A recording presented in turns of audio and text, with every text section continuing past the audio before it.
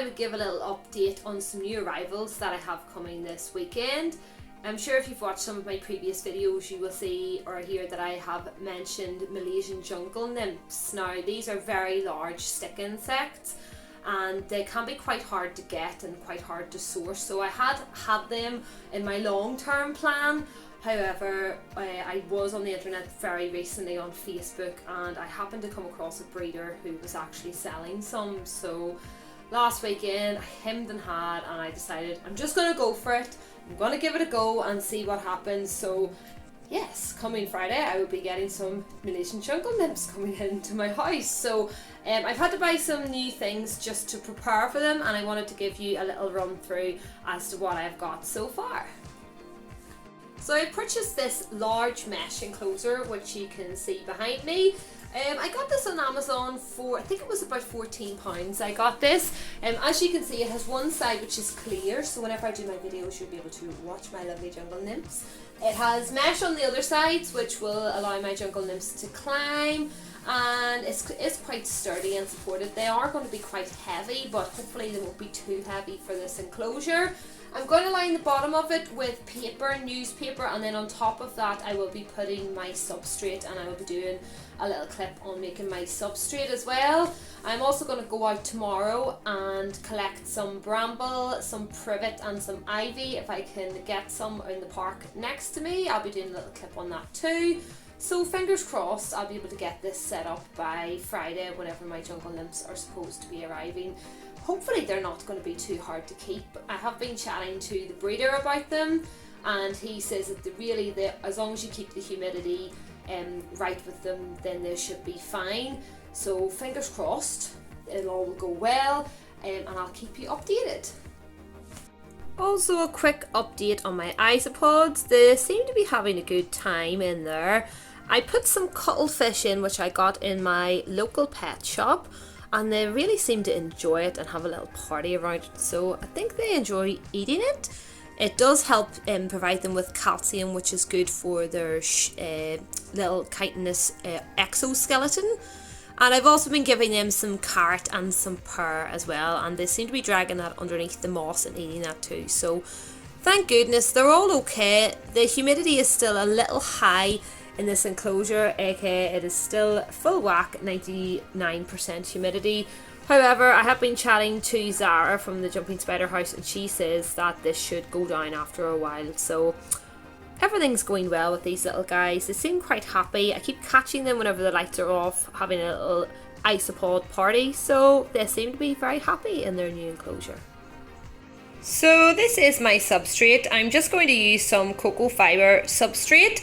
This should make about 5 litres of cocoa fibre substrate, and the jungle nymphs will need quite a deep layer of substrate. I'm getting a male and female pair, so hopefully they should breed, and the female does lay her eggs in quite a deep amount of substrate, so I'll have to use quite a lot. It will also help keep humidity high in my enclosure, which is important for jungle nymphs. So to prepare this, I'm going to place this block into this large pot and fill it with about 2 litres of just plain mineral water, just still mineral water. Only the best for my invertebrates, so we'll see how that goes. So I'm just going to add the mineral water into my cocoa fibre substrate. It does say to add 2 to 3 litres of water, so I'm just going to add all this water in, and I will leave this for 20 minutes. And hopefully by then this will all have expanded out. As you can see now, look, you can even see it's expanding even now out of the pot. Wow! So it is quite dramatic. So hopefully when it's all absorbed, I'll have a nice moist substrate for my jungle nymphs. It's alive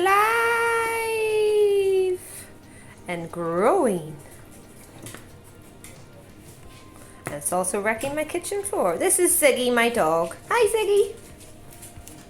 Hello. I hope I haven't made too much.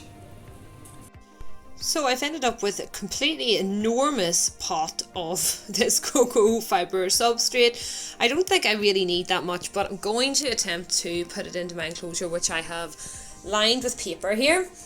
Actually lined it with the handbook of the wine shop that I used to work in. Thanks, Wine Mark. So I'm going to give it a go here and we shall just see how I get on. That was way more fun than what I thought it was going to be. Seems to have a nice layer of my cocoa fibre substrate on the bottom. And I'm going to put a little hygrometer in with them just to keep an eye on the humidity. If it's a little bit too high, it is beside the radiator here, so it's nice and warm. 23 degrees. I think they are okay between sort of 20 to 28 degrees, so it'll be a little bit warmer for them in the evening time. So I'm just going to pop my hygrometer in there and zip it up, and we shall see how we get on. As I was calling past the park, I called in and I picked a big bunch, a big bag even, of lots of bramble. So I picked some nice leaves of bramble. I've got some extra, and I also picked some ivy as well, as I've heard that my jungle nymphs will like to eat ivy. However, I have mainly focused on bramble. I've put them in just a little jam jar and filled it up with some water, but not too high, and I've packed it quite tight so that my jungle nymphs won't fall in. And I'm going to put this in the enclosure for my jungle nymphs arriving. Also making sure to thoroughly wash all my bramble and my ivy to make sure that there are no pesticides or any germs on it as well. I actually think this looks quite artistic. Maybe I should become a flower arranger instead. I've popped my jam jar and all of my bramble into the enclosure, and I think it's actually looking quite nice. I have some dead twigs for them to climb on, and I still have a nice deep layer of substrate just so that they can climb up onto the jar as well, so it's not too high up for them. So fingers crossed, my jungle nymphs are really gonna enjoy their new home. Good morning. Find one of these guys on the side of my fridge. Rathaginia. And here's my hand for size. You don't usually see them out in the summer months. My dog usually tries to eat them, so it's nice to see one this morning.